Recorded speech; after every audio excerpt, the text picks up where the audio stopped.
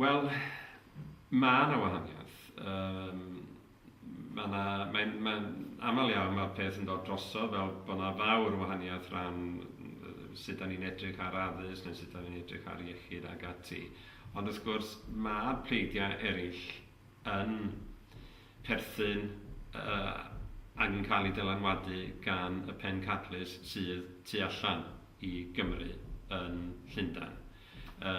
Maen nhw'n bleidiau sydd, a teyrngarwch wrth gwrs, i'r brif blaid yn Llundain bod nhw yn cael eu cydnabod ac yn galw eu hunain yn blaid Gymreig.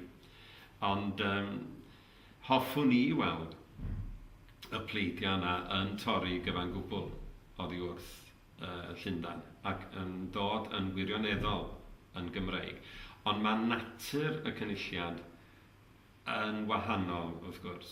Mae yna le yn y cynulliad mwy efallai i y pleidiau ddod at ei gilydd a gweithio, a mi ydyn ni yn gweithio yn eitha hefo'n gilydd. Dwi'n gwybod bod yna ffrio gwleidyddol yn y Senedd o bryd i gilydd a dipyn o ryw weiddi fyny fel yna. Ond yn y bon, achos fel dwi'n dweud, dwi'n cadeirio'r pwyllgor yma lle mae gennych chi gynrychiolaeth o bob un o'r pleidiau. A drwyddi draw, pan da ni yn trafod pethau o ddifri, mae yna gytundeb rhyngom ni ac mae yna gydweithio.